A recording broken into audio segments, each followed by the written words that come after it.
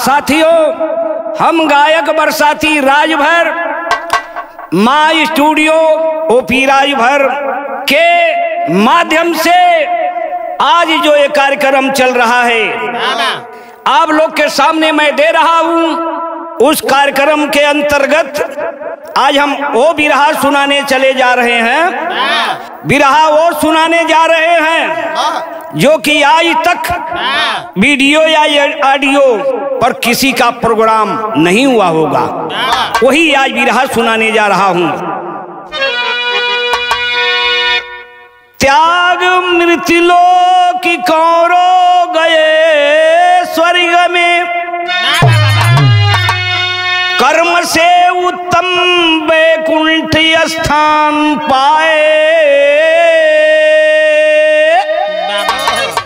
चार पांडव सहित द्रौपदी नरक में भोगती थी कड़ी से कड़ी यातनाएं।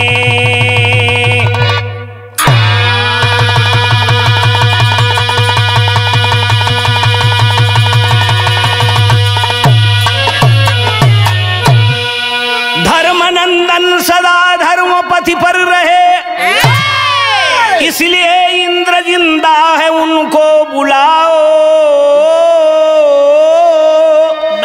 द्रोणवध के समय अल्प मिथ्या कहे, इसलिए नरक की द्वार उनको दिखाए।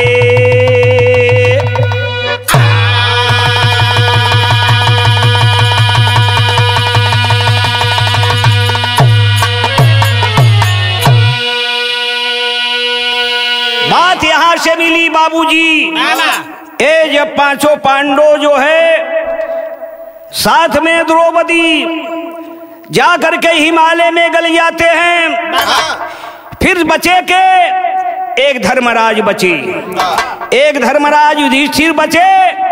उनका एक दाहिना अंगूठा गला, जो इंद्र भगवान दूत द्वारा भेज करके युधिष्ठिर को स्वर्ग में बुलाते हैं। और स्वर्ग में जब युधिष्ठिर जाते हैं तो देखते हैं वहां की करिश्मा तो क्या होता है।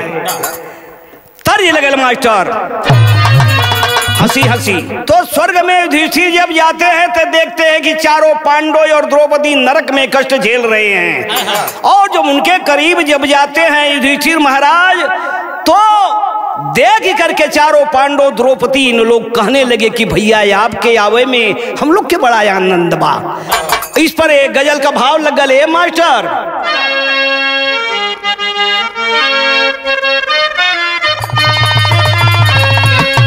हाँ, ये गजल हम गौले ही और आज वही के सब कोई गावत हो ए भैया। लेकिन तर्ज हो का, अरे शीशे का है दरवाजा, अरे पत्थर के मकानों में।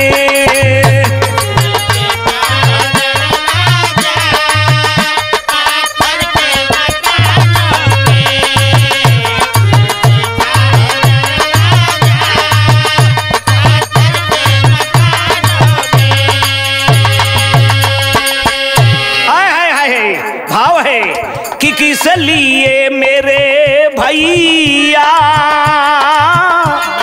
किस लिए मेरे भैया मुझ पे जो खफा हो गए।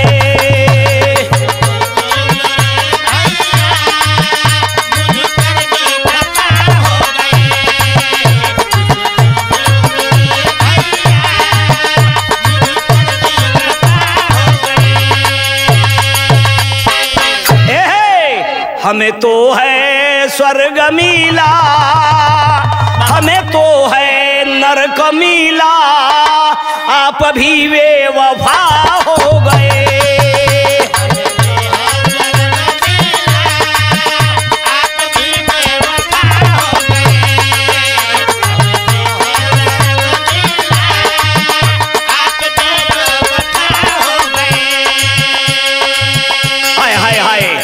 आप भी बेवफा हो गए। कहने लगे पांचों पांडव, चारों पांडव द्रौपदी कहने लगे कि भैया आए हो जब से यहाँ, आए हो जब से यहाँ नरक की द्वारी तहाँ, आए हो जब से यहाँ नरक की द्वारी तहाँ। कष्ट कुछ अल्प हुआ मानो कई कल्प हुआ, कष्ट कुछ अल्प हुआ मानो कई कल्प हुआ। फंसे हैं आफत में नरक की सासत में, फंसे हैं आफत में नरक की सासत में। यहाँ से जाना नहीं व्रत भूलाना नहीं, यहाँ से जाना नहीं।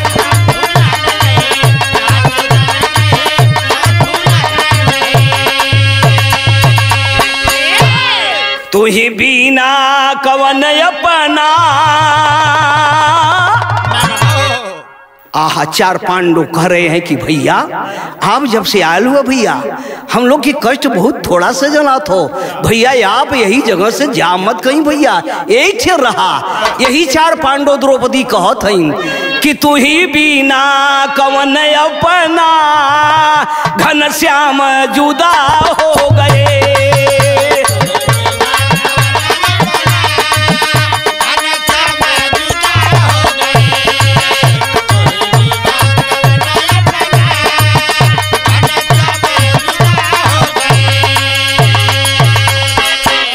ए बाबू, यही बात चारों पांडव कह रहे हैं कि हम लोगों से दूर घनश्याम भी कन्हैया हो गए, लेकिन भैया आप एठी से जाया मत भैया, हम लोग के बड़ा आनंद आवत हो। लेकिन बाबू एक तर्ज लगल मास्टर, और तर्ज तो बड़ा बेजोड़ हो मास्टर कि नैहरवा में गोरी, अरे गोरी, अरे नैहरवा में गोरी सयान भैलू हो, नैहरवा में गोरी।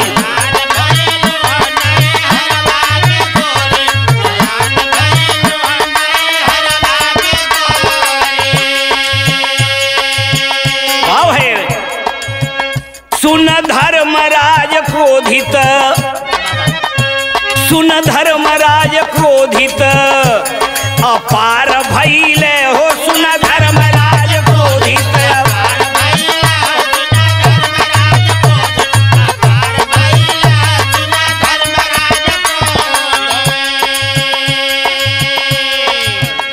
पक्षपात तहाँ मोहन, पक्षपात तहाँ मोहन मुरारी कैले हो, पक्षपाती तहाँ मोहन मुरारी कैले हो, सुन धर्मराज क्रोधित अपार भैले।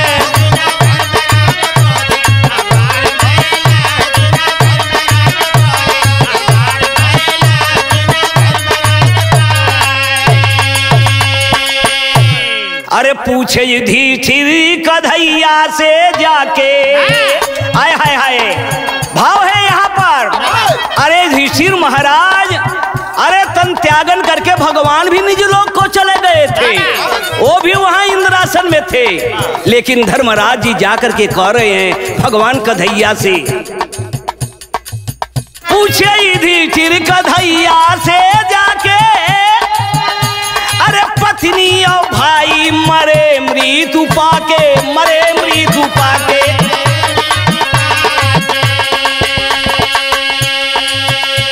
अरे काहे कष्ट बंधु,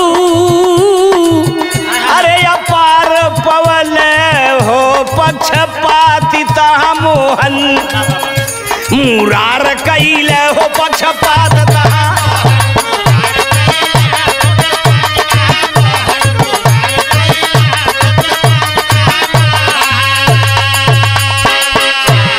अरे हमें भी नरक की दिखाए दुवरिया, बैकुंठ पाए सब कौरो या नरिया।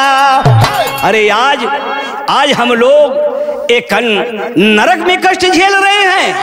अरे जो कि कौरव 100 भाई आज इंद्रासन में और स्वर्ग में विराजमान रहे हैं, लेकिन भैया हम लोग नरक में कष्ट झेलती भैया। हमें भी नरक की दिखाए दुवरिया, अरे बैकुंठ पाए सब कौरो या नरिया हो, कौरो।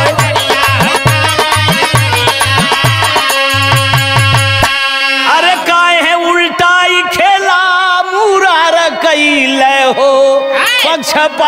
तहा मोहन, मुरार कैले हो पक्षपात तहा मोहन।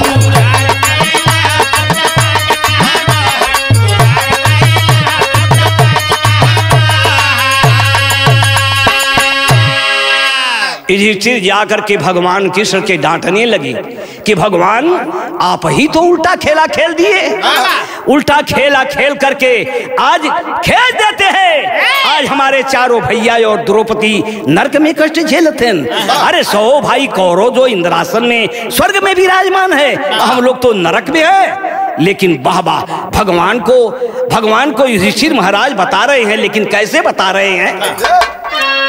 तो ये बात सुन करके भगवान कृष्ण जो है युधिष्ठिर से कैसे कहत हूं, का कहत हूं? तर्ज लगेल मास्टर, का तर्ज हो?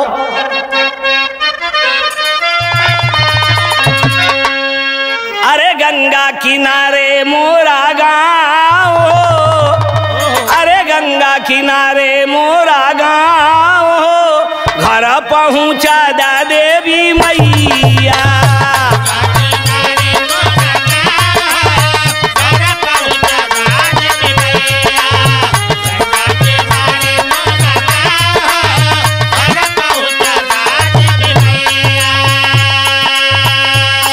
युधिष्ठिर के ध्यान हो, सुनिए युधिष्ठिर के ध्यान हो, करनी बताए हैं कन्हैया।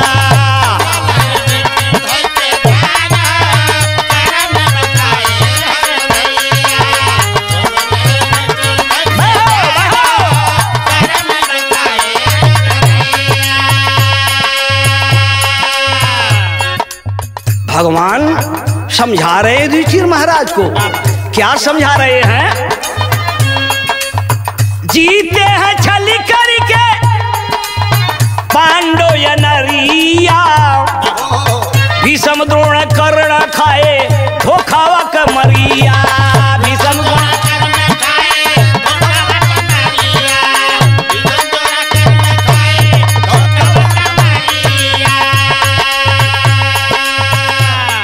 अरे धर्म पर न दिए का भी ध्यान हो, धर्म पर ध्यान नहीं दिए, ये धोखा खा गए। भीष्म कर्ण द्रोण सब लोग अपने धर्म पर ख्याल नहीं किए। धर्म पर न दिए का भी ध्यान हो, करनी बताए हैं कन्हैया।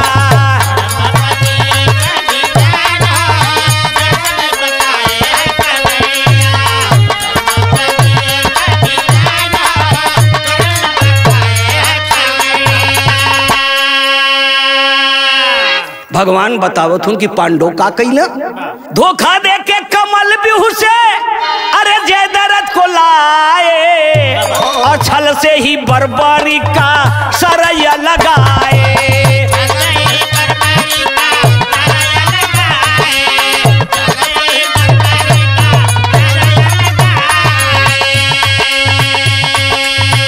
गांडीवधारी अर्जुन जी प्रतिज्ञा किए कि सूर्य डूबते डूबते मैं जयद्रथ का वध करूंगा। लेकिन भगवान आप ही युधिष्ठिर महाराज कह रहे हैं कि भगवान आप न रहला, आप न रहला हुआ कि जो कि छल करके और जयद्रथ का गर्दन कटा, और आप ही ने छल करके बर्बरी का गर्दन काटे। आप ही ने धोखा दे के जयद्रथ को कमल भी उसे लाए, छल से ही बर्बरी का सर कटवाए। छल से ही बर्बरी का सर कटवाए,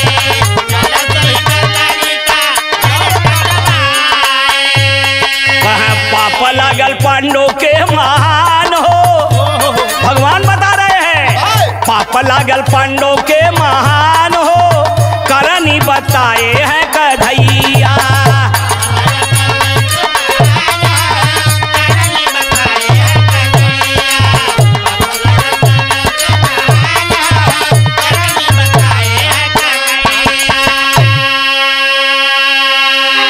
धर्म का ख्याल नहीं किए, इसलिए से ये पांडवों को ये पाप लगा, और पाप लगा वही आकर के आज नरक में कष्ट झेल रहे हैं।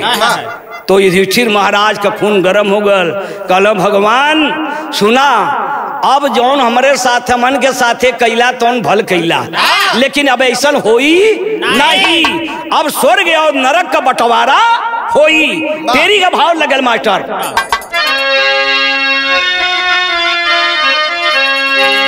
अरे स्वर्ग में हक हमारा भी लगी, युधिष्ठिर का है स्वर्ग में होई खारी खारा या खारा या खारा या खारा। युधिष्ठिर का है स्वर्ग में होई खारी खारा, स्वर्ग में हक हमारा भी लगी होई खारी खारा।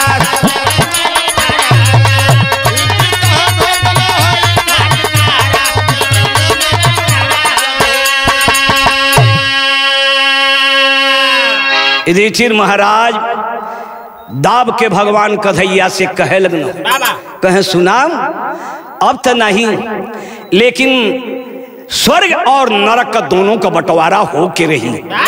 भगवान से कन्हैया, भगवान कन्हैया से युधिष्ठिर महाराज कहे लगना भगवान का सर नीचे हो गल, लेकिन बाबूजी एक तर्ज लगल हो कैसे।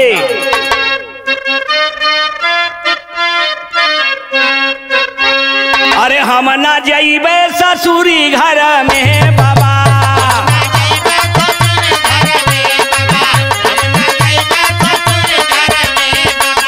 हम ना जाइबे ससुरी घर में बाबा, ये ना जड़िगे हमारा बाबा, हम ना जाइबे।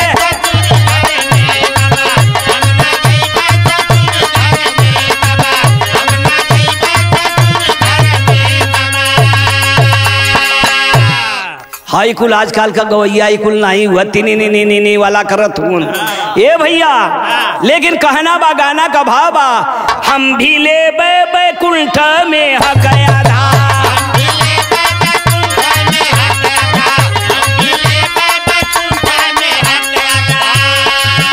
हम भी ले बैकुंठ में ह गया था, ये भी हक हो हमारा याद, हम भी ले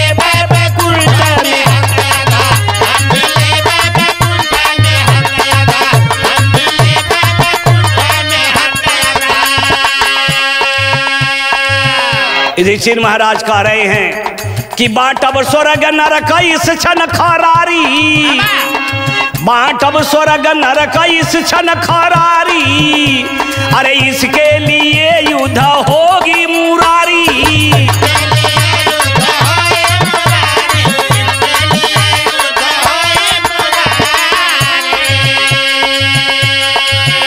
युधिष्ठिर महाराज पांचों पांडव मिलकर के कृष्ण भगवान जाकर के दुर्योधन से 5 गांव के लिए कहे, लेकिन वो 5 गांव कहा कि हम देंगे नहीं, सुई के नोक पर नहीं देंगे, भले लड़ाई कर लीजिए। लेकिन बाबू यही होगा, युधिष्ठिर महाराज जी कह रहे हैं कि यही होगा यहाँ पर भी।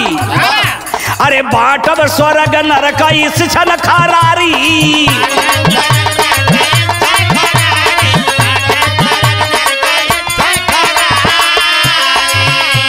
अरे इसके लिए युद्ध होगी मुरारी।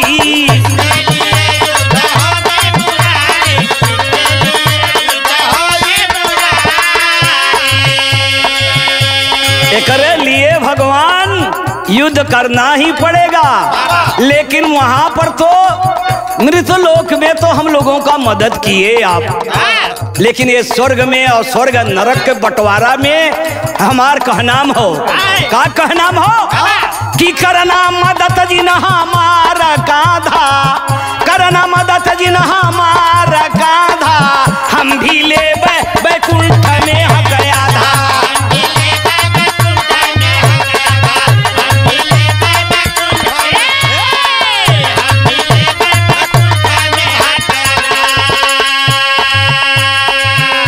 का ये भगवान सुना, हमन का बड़ा मदद कैला, लेकिन ये स्वर्ग नरक के बंटवारा में भले लड़ाई हो जाई, 100 भाई कौरवन से 5 पांडवों से भले लड़ाई हो जाई, लेकिन हमान तुहार मदद हमान के न चाहिए।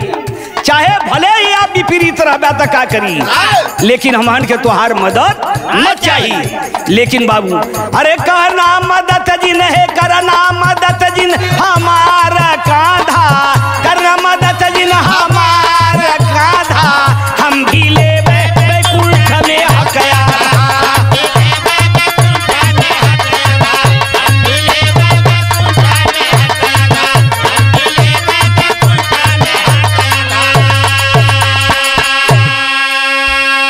हम लोग का मदद मत करिया भगवान, मत करिया। ए बाबू यही तरह से इसी डांट के भगवान कथैया से कहत हूं। ए बाबू मास्टर एक तर्ज लगल मास्टर, अरे पयलिया बढ़ाए ठीक से, पयलिया पयलिया छमकेले रात कोठे पे,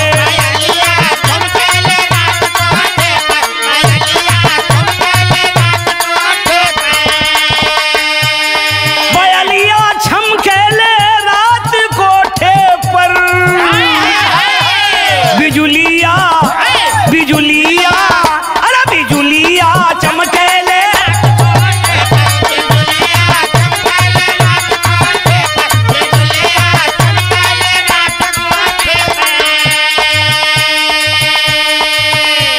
इत तर्ज के नमूना रहा है बाबू। आजकल जितने ही कलाकार नया नया बाटन, अरे बाबू रे, अरे भैया रे, ऐसन ऐसन धुन बोल देते हुन कि कोई मतलब नहीं बा। लेकिन यहाँ ये तर्ज कई बड़ी पुरानी तर्ज रल। कहना है क्या कि लड़ाइया लड़ाइया होई अपार स्वर्ग में,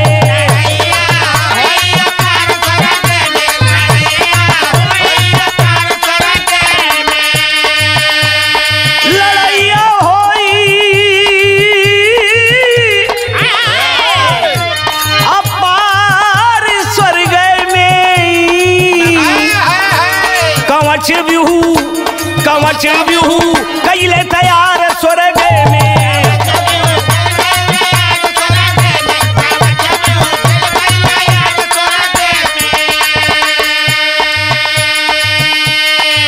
बाबा सुनने वाले भी दंग हो जाएंगे, जितने गायक भी है वो भी दंग हो जाएंगे। अरे चक्रा व्यू की लड़ाई तो भई, कमल व्यू की लड़ाई भई, एक कवच व्यू की लड़ाई कौन है कि जो बरसाती गावत होन। ए बाबू लड़ैया होई अपार स्वर्ग में, कवच व्यू कैले तैयार स्वर्ग में,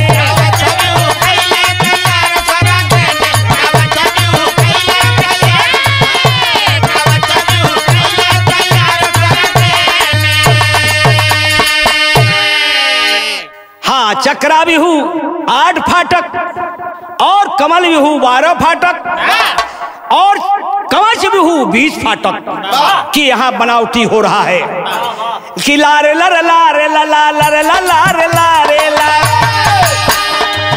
20 फाटक का कवच बिहू बनाए पांडवों ने, पहले फाटक पर खड़े धर्म बड़े पांडवों ने। 20 फाटक का कवच बिहू बनौना, पहले फाटक पर के बैठल धर्मराज जी युधिष्ठिर, अर्जुन थे दूसरे और तीसरे नकुल ठहरा।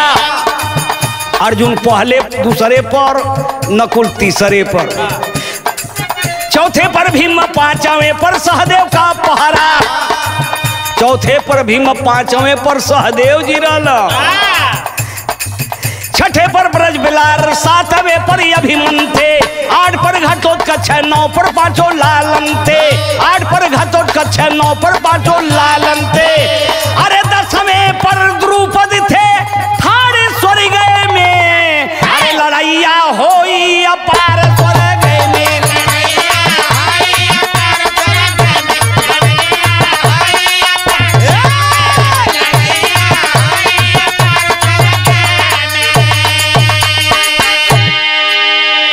बीस फाटक बनल बाबूजी। 10वें फाटक पर द्रुपद राज अपना धनुष बाण लेकर के वो बैठे। लेकिन बाबा अब 11वें की बात सुने बाबूजी। आल्हा के अंदर कवि जी लिखत हूं का लिखत हूं कि गे रहे फटकवा पे, अरे गे रहे फटकवा पे शिखंडी लेके बनवा भैया।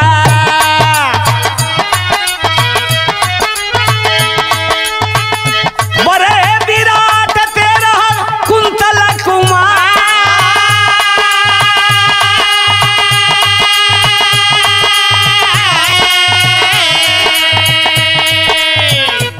11वें फाटक पर शिखंडी धनुष भाल लेके खड़ा भयल। बरहे विराट 13 कुंतल कुमार। कुंतल कुमार एक बहुत बड़ा वीर था, 13वें फाटक पर था। लेकिन 14वें की हाल सुने। बरहे विराट 13 कुंतल कुमार,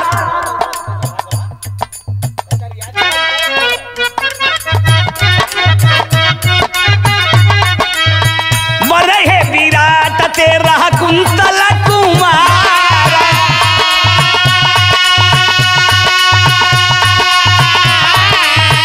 14 फटका पे धीस तुम न ठाड़े रे भैया।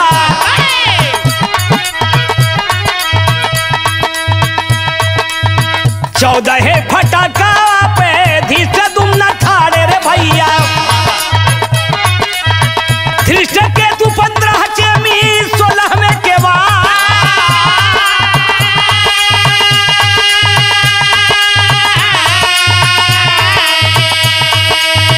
17 विक्रांति उत्तमी 18वें फटक रे भैया। 17 विक्रांति उत्तम 18 फटक रे भैया। उदान 19वें पर रहे ललका।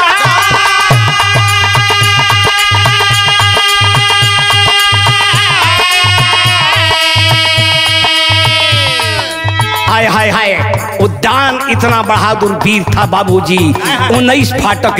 19वें फाटक पर वो धनुष बाण लेकर के खड़ा था। लेकिन बाबू अब एक फाटक रह गए। एक फाटक पर के रहल। उद्यान 19वें पर रहे ललका।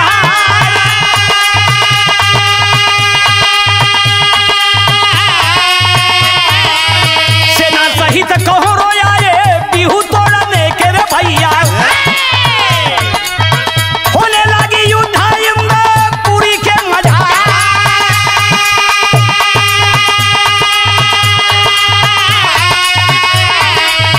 उन्हीं फाटक थोड़ा डाले कौरो बली मनवा रे भैया। अरे 20वें फटकवा पे गए यही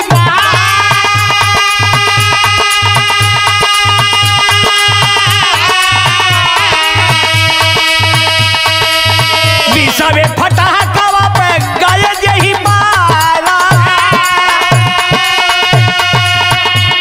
अरे महाबल महान बरबारी कले के बनवा रे भैया।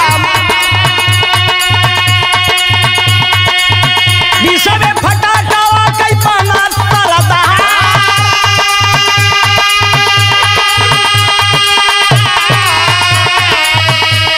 अरे महाबल महान बरबारी कले के बनवा रे भैया। 20वें फटकवा के गया यही बाला।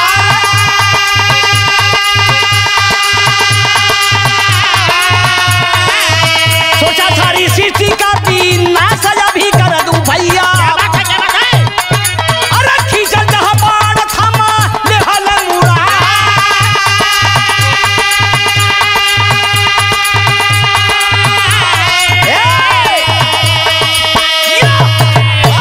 ए भैया, इसी तरह से वीर बारी बारी 20वें फाटक पर थे।